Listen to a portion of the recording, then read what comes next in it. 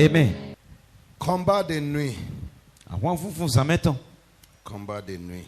Avant vous vous en mettons. Gloire à Dieu. Alléluia. Ezameye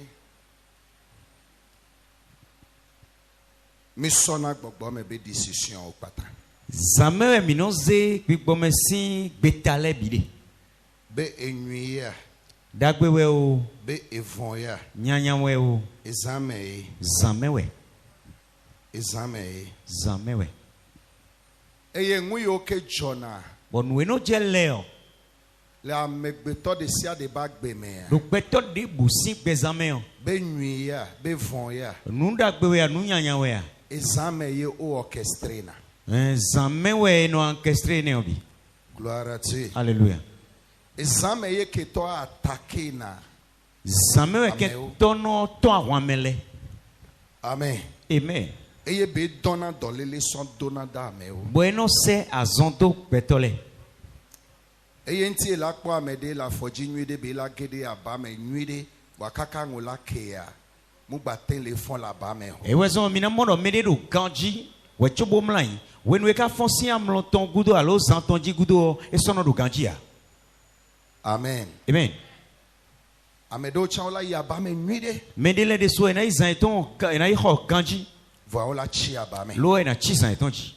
Nehlen Somme chapitre 91. Somme Okay, 91. Somme 91, Helenam. Somme Madame. 91. Verset 5. Somme 91, verset 5 Somme 91, verset 5 à 6. à 6. Némia. Somme 91 du verset 5 au verset 6. Tu ne craindras ni les terreurs de la nuit, ni la flèche qui vole de jour, ni la peste qui marche dans les ténèbres, ni la contagion qui frappe en plein midi. 5 à 6 à 1. Bahlena, madame. Verset 5.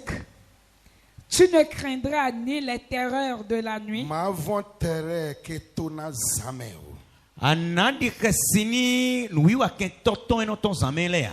ni la flèche qui vole de jour, Allo ga eno sedoro kezedede.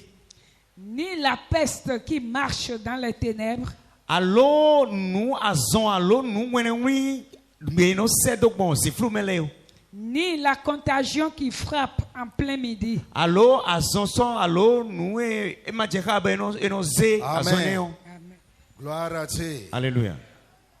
Ebe ma von et nous vont badao que jona les zameo. Et donc when ma di kesi nu nyanya no jedo zameleo. Pestilence dolele.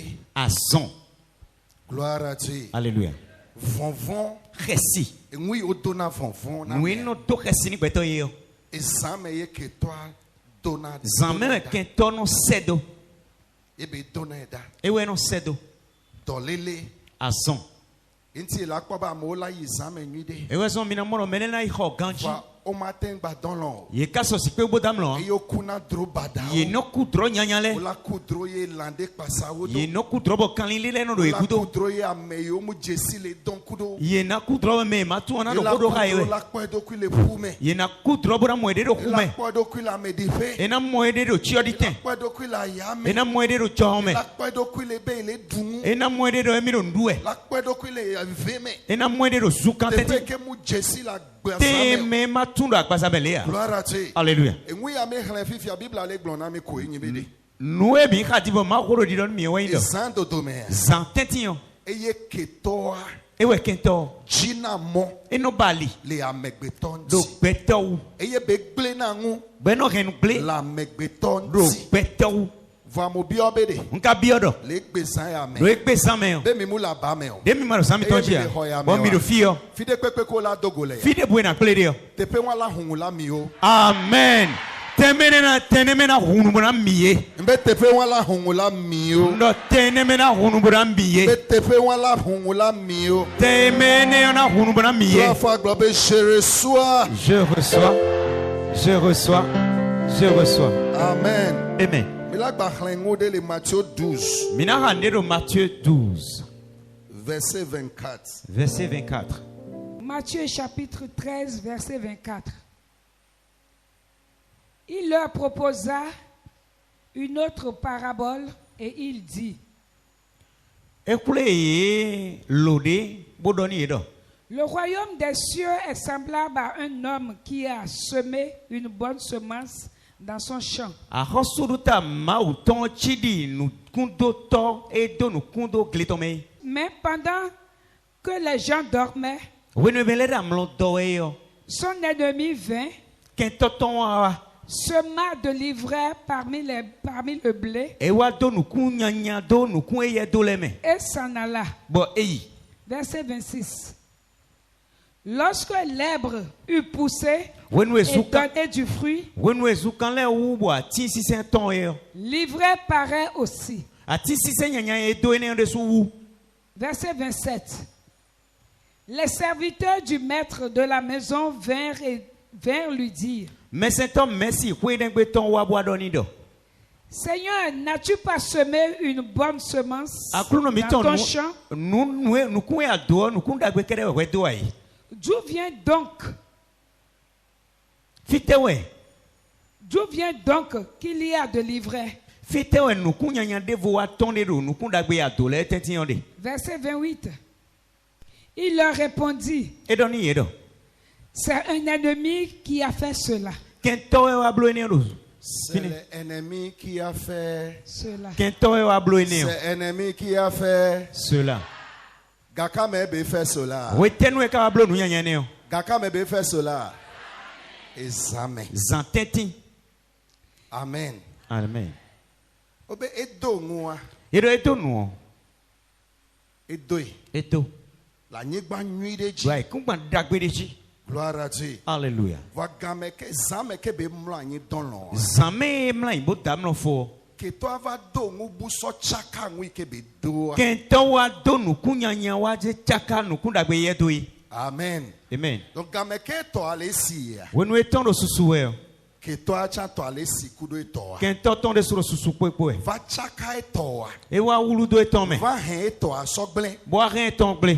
Game ke ngwa si. Wenu enu osuo. Be la soya. Bo ena gbo. Ngba nyi soso. Eso yin we na mo Parce que gbe. toi va do ngubu. Do kento wa do ndevo. Eye be si kudo to. Bo supo eton ko. Bla to. E bla eton. Et toi va chi anyigba. Eton wa chikome. Et va le ji. Bo de wa de ji. Gloire à Dieu. Hallelujah. Ne be la so to akoya. Enye do mi na gbe mi ton Et jewe. ouais la so ku ke to apata. We na se ko kento ton ko bi. Eye magba so ten wo ngude pepe. Bo e ka so si pe bo se wande na. Gakame ye ke to va do ngwa. We tenwe kento ka do nu kunyanya Bibla ne. be examen. Ko ma oton do zame. Game ke be mlo When anyi. we damlo yi. Mo bi obe be mi mu mlo anyi gbe o. Mbiodo demi mamla Ye ye mi pe le ya. ma oba home. Bo mi no ma osi Le pe ya. Yesu Kristo be ngoa. Do Jesus Christ E ni kon. ngude pepe ke be do la gbe o mi ami la hon so dangbe. Amen. Nous déboué kento do gbezanto me mi na ronze Le inge. ngude pepe ke be do. Nous déboué kento do. Le mi abe so dangbe. Do soda gbe to me. Le mi abe foyer me. Do wendo to me. Le mi abe education me. Do we ma si se to me. Le mi abe do mi wona Do me. asoya no wa me. Le mi abe gabe nyame. Do akwesi kanto me. Le gbogbo kokko be Do ngose me. onro ye se me to Enu me. ami ho ejo. Do ene mi ronsi. Mbe mu ho ile agbe o On me. do ronsi gbezanto Trois me. fois gloire je reçois. Je reçois. Je reçois. Je reçois. Gloire à Dieu. Alléluia. Donc école que toi opérer na do. Mi mo de kento no wa son bon. Et opérer na game ke we ya ile don lo. E no blodo wenu we dam lo to we. Amen. Amen. Bible dans l'Éphésiens 6:12 be mi abe keto agbogbo e. Ho ma oton do Ephésiens 6:12 no. Kento bi to Gbogbo bi mu boy. lo na yin o. Bi gbono dam lo. O mu don na lo. E no dam lo. O mu fatigué na. Agbono pe ya. Donc ne we ya ebe hoseto enyin. Eyin wedo isenu emi. Ke wan eje be ano jigame de. Nwe che no woni ba weni. Les ando dome. No santeti. Sibele ke les filles Il y a ado. de filles bon. Ba mba ni premier vendredi de Ni de. maka premier vendredi kede. Chaque semaine Se glado ko ko 10 me. jours de o. Ba san do ko de. Ne ba ni jour de ka. E na botan ya san do ko. Aso veiller. Anonse blo fe Ne na. ba ni veiller E chawa. matin fe we ya. Chaque jour. Asan do ko we ya. Chaque gbagba. Tekpo. Be la cité examen. Ana chite Eye santeti. la dogbeda. Wana ko de. Ameike dona gbeda les examen. Me no ko de do sanme. Dona domination les journées. E no do a check quick pa do keze de de Et ji. je ben mou yo ke la jo les journées ami. Do nu na je do ai hon gbe de yo. Examen yo manipulé na orchestré ne. E ne sanme we no manipuler ne bono Ben orchestre. nuya. Bevon ya. Nunyanya we ya nuda kwe ya. Zame yo manipule ne. Zame we no sonna. Zame yo orchestre ne. Zame we no sonna. Mene keto operena. Mo keto no wanu moini. Mene ma wo operena. Mo ma o de suno wa so Donc kon. hoseto enyi. Eyi se no anyi. Eye jibe ado domination. Wa ba bona da chekipa. Kudo control agbe oji ya. Bodo control do gwezan to Ewe jio. jibe gasi agame. O wele binu. Ano site zame. Ano chite sante ji. Eye ano dogbe. Wa na no hode. Bible abede. O ma otondo. Eto ngunye. Eto nu dagwe. Fa be etolon. De tamlo utu. Fa be mu gade nwi akebe We do. ma chon we tu a utu. Ke to ava do ngubu. Kente wa don kunyanya. So he Bo ren ton ple. Gloire à Dieu. Alléluia. Nene ame o commencer ngunyi de. Mo emele ben dagwe bi logbon ne. Fa bo dona lo wule ko la don lo do. Ye kano damlo ze akpau. Ke to jengona o. Kento chenu koni ye. E yo do wa be ngole ngunyi o me. Bo kento wa don kunyanya don kunda gwe ton. Commencer nwi de. No abe ganchi. E ye do exploit be la nyo. Ba don kundi do na nyo. Wa le mojia. Do alishio. Il va probe. Ana amodo. Mu e ya die susu nye Eye le. loje lili chide. Mu expectation nye ya E o de. du kundi do chedi ya. Mu le ko gbona me ya o E de. de do gbonu mi Mu ori ya. nene mu commencer E ya o mon de. be gbon ame. Enyangu kanti ya. Atunu we utu Parce wa. que jamais. Do sameo. Be don lo wule ke la don De lo do. damlo ze pa wo Ke utu. to ava do ngu de so chake. Kento wa don de se Wa be chaka. le fi egbe ya. Ya do fie gbe Ude utu. pepe ke be do so chaka to De wa. po to ko bo Te chaka mu to wa mi yo. la ho so da No ene pe. mina ho igbe.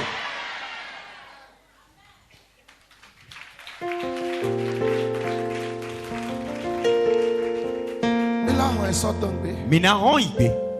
Enyangu kanti e foyer wa ngu tro sirika. Mitunu ezomo foye to ene onu le lili asono po. Nene ngu le san wa. Mo le de boda ya. Kwa be ngu tro a. Mi mo no le di yo. Enya fi be tro le ya. Mitu fie to Examen. samme we di yo. Eye game ke we ya le don lo. When we were amlo to we yo. Funu e ke to wa o le te. Fine kene Omo keto dona chite. lo. Ye no tamlo kwede ya. Examen ye gbogbo fun do na go. Samme we ye ma wele no kwede. Enwu yo ko la jolly journée ya. We na cheda i ron kwede yo. Ne accident o la don do da. Eyin accident we na sedo. Examen ye. Samme. O wo na wa be bobo. Ye no zegbe no kwede. Leke o la di afuado. De na zegbe ta bon. Fi akola soto. De na zegbe na zegbo. Ameji o la soto. Meji na zegbo. Gameke nwa la jo. Gambe no na che. Examen. Samme. Ke we ya don lo. When we damlo. Yo va wo na nwa pata. Ewe no Don no le so ko ni be ni nwa le ne. jo 13 ya. Enu no je Mo ni 13. 13 ye keto adogo. Endo we me gano ko me no Donc keto elle play a ya. pas medo. Anamo me de Le le. ngwa jova. No che fo. On appelle Yesu ben comme. Et non de Jésus c'est comme. Je lié.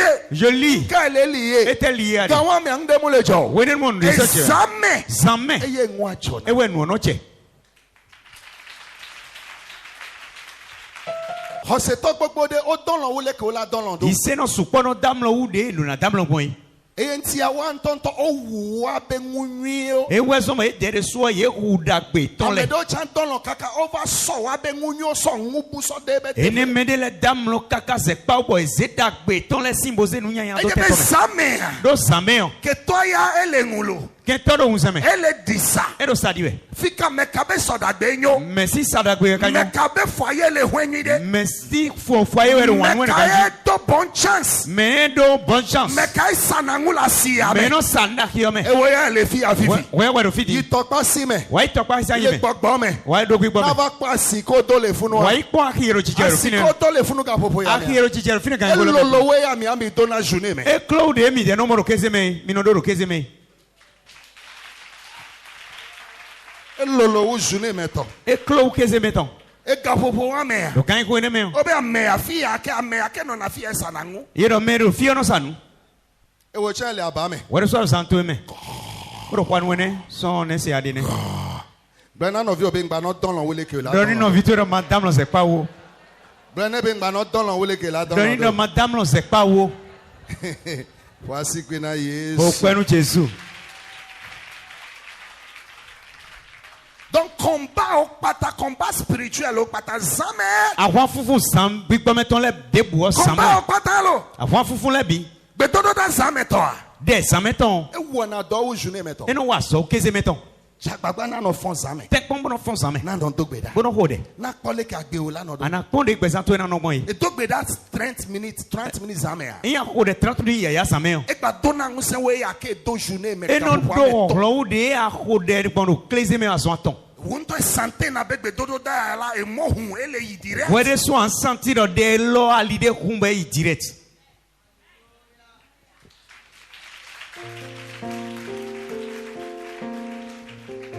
C'est la combat au matin, c'est pas la nuit.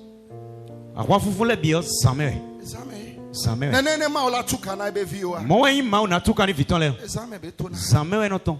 Kani. Écran Exode 12. Exode 12. Ele funo. Et do fini. Gloire à Dieu. Alléluia. Exode 12 ele funo. Bible abede. Homa otondo. Gameke Pharaon abe manna moye Moïse la nongona Egypte Israelito la deoto. When we pharaon pedro mi kuna na gbebo Moïse na non koni Israël Verset vidément de ton. 29-30 nam.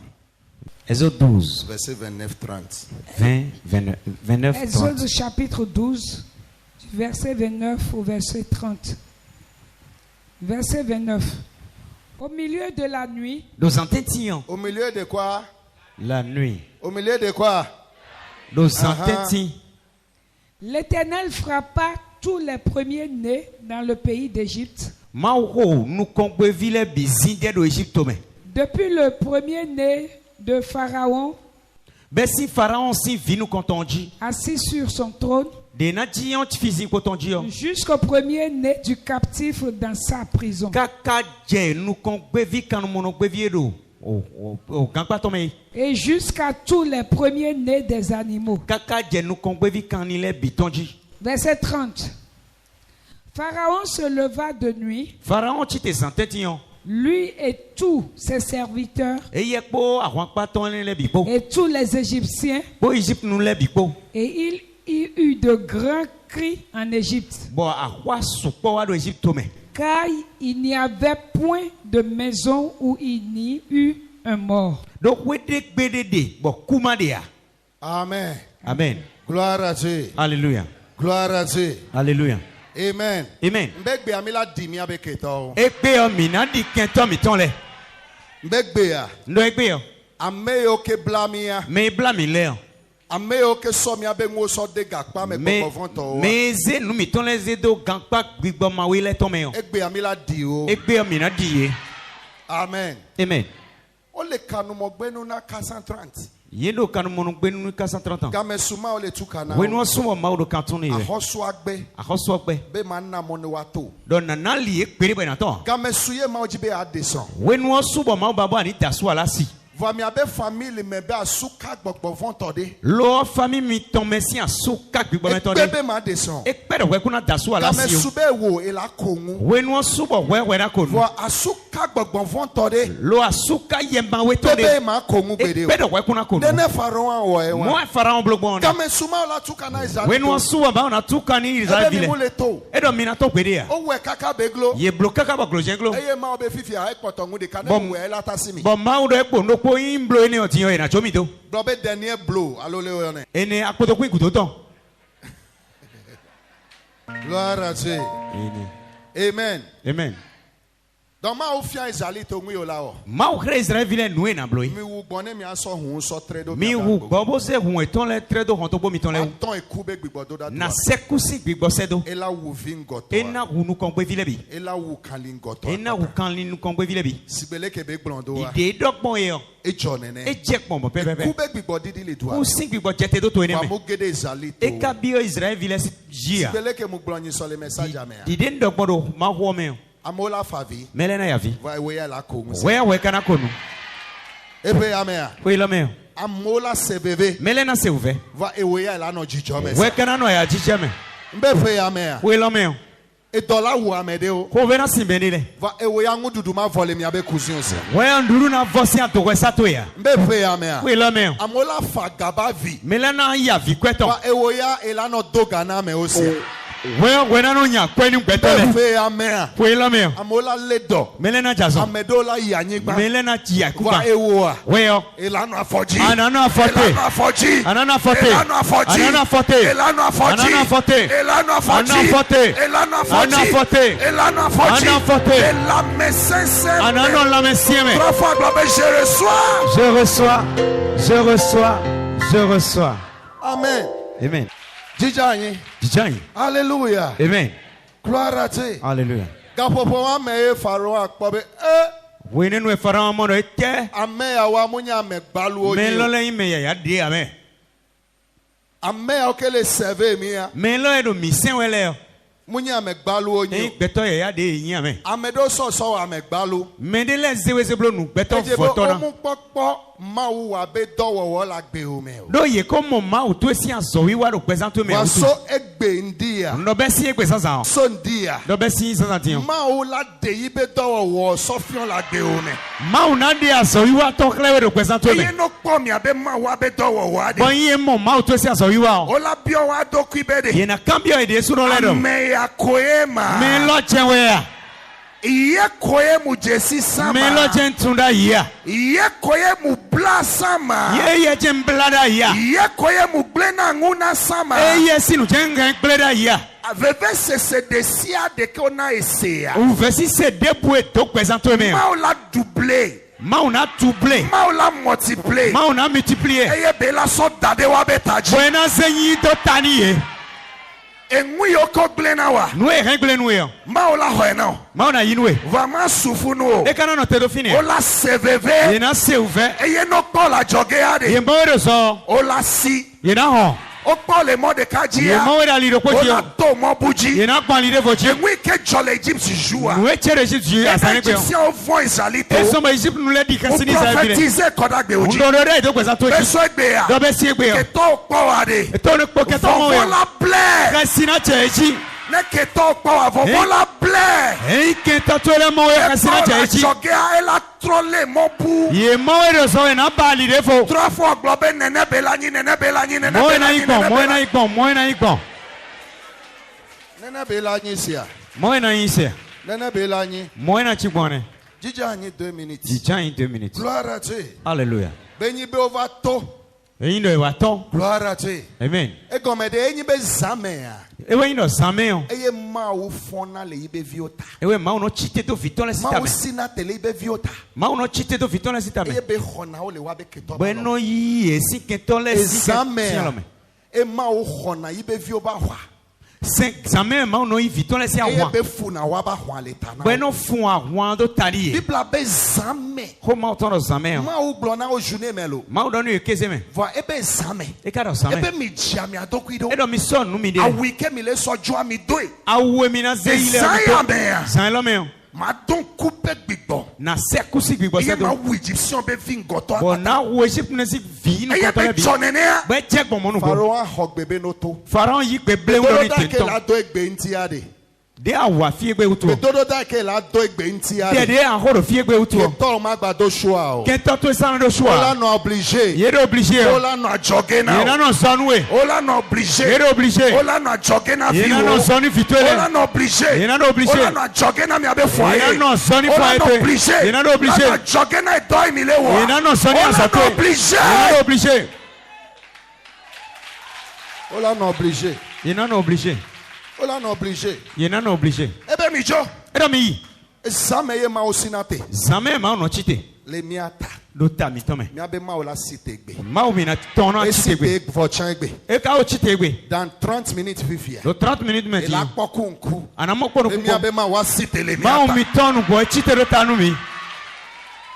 Mi abe ma wa site le miata. Ma o mi ton chite do ta nu mi. Amen. Amen. Fifia ole yi. Tiens do yi. Ebe no yi. E de ni. Oyi kaka. Ye yi kaka. Ova kpofu. Ye wa mo ku. Vonvon gba do. Khesi le vo jeji. Vonvon do. Khesi jeji. Les ans de Carmelo. O zan do kwa me. Gloire à Dieu. Hallelujah. Les ans de Carmelo tolo. Zan do kwa me ton. O zomo kaka. Yes ye E jali zan kaka. me gade me changba sua. Zan me kwere vo nu. E puto va kwa wado kwile. O to e wa mo edede. O kpo be keto agbapasa Ye odo. mo no ken to kporo gudo e to Les ja. ame. Zan me. Eye keto akpasa odo. Ken to le vo je gudo. Ezame. Zan me. Eye keto akpasa na E odo. wa ken to no je gudo to e. Wanwi ke jole Egyptien oji ya. Nu e ka je do Egypte nu le Ye la je. jole keto oji. E we na je do ken to le ji. Ye la jole keto oji. E we na je do ken to le ji. Ezame. Zan me. Amen. Amen. O gba akpasa odo. Ye je gudo e ton. O va kpo be akpasa odo. Ye wa mo no ken to e to le gudo. Ku do nu kon ye. Enya nwi ma o wa. Mi tunu e ma blo. Ma o huhu amena o. Ma u se ho do we. We huhu amena ibe vi o. E se ho do we ni Bibla be vitone. zan dodo me. Ko ma to ro santentian. Aya gande fo. Jo honda ho de yin. Eya ya huhu O ame. je hon ma hu do we. Aya de la fo le fi egbe. Jo honde na yin do fie gbe. E bude si ade kele ngona. Bu de bo de nu kon we yan. E na be mi mutele gere sodagbe o. We sine u ba ma pe wo ro so da go to bi ya. Ba oji o. Bo ma ra pa gbe Aya ko to wala ja. huhu ame. Jo honde na ma hu ne do we pe. Ayawala hupuame. Johone na makwene do weke. Trois fois globé, je reçois. Je reçois, je reçois, je reçois. Non mais yeye nyi o le glan o chan glan e la gbo be la ya ho me. Et non, jono ayin do fi do ho de wa su do ana mo na che. Trois fois globé, je reçois. Je reçois, je reçois, je reçois. Ene be la nyi na we wa. Mo na yin gbonu ye ni. Jijanyi. Jijan. Amen.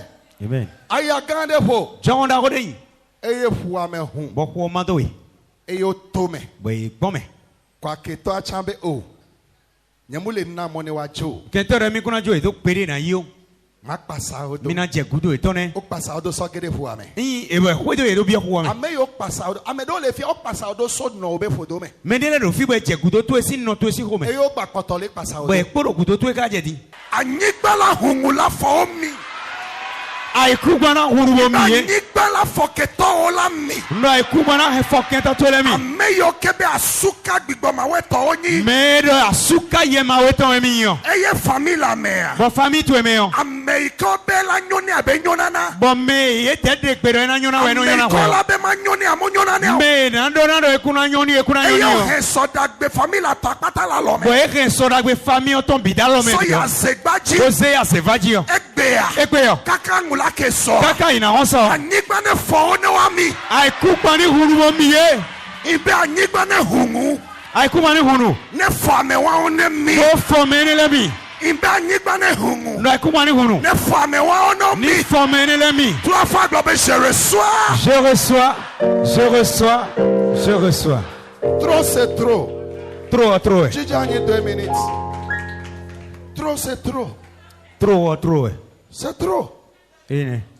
Amedo le pasa o do so bodo me. Mendele de je gudo ton si ho no e ton to me. Pasa o do. Ye poro gudo e ton. Ne ma onyi ma o. E ma o yin ma o. Eye munye ibe serviteur. Bo yin me se ton ton. Mbegbe. No egbe. Kaka ngula ke. Kaka yin ho. Ame wa wa fo ne jole wan. Menele afoni ko si e u. No donkpe, no dunkpelengo. Ye ni du yan no ko to. Amedo ke jebe wa kwa no ku. Me je ka do ni kule ni ku. Munye le glon bibla e. Nyi wero mo do ya ma Yo ko. pasa wa be ke todo kaka so gede pu ame. O chi pu ame. Ene de je gudo e ton kaka bi ko me e chi ko me. O chi pu ame. E chi ko tenti. O chi pu ame. E chi ko me. Wa ngu pakpa de le funu. No plo me de do fine. Ezame. Zameo. Eye ma o hu pu ana. Ewe ma o ze gudo ni we ni. Enwi kele impossible. Não é do possível. Ne ma o la wona wa. Nem mal na blonu é. Ezame be va activate. Zame we no active Ewe ya we. kpona nwa la gba zame june me. We no anu mo no da gbaza me keze. Ezame ye ma o ba wona. Zame ma ko wa so ne. Be o la hu pu me vi anka c'est impossibilité. Va ma wel ezame. Ene ina zu ko Be le se. fi a egbe ntia. Dia do fi egbe utu. Musi ankele impossible. Nu de bo do impossible Be we. la wo. Bona blo. Egbe ya. Egbe yo. Be le fi a. Dia do fi yo. Ma o be Ko ngusia. ma o sin on ko. Enwu e la we facilement. Nu ene en blo facilement.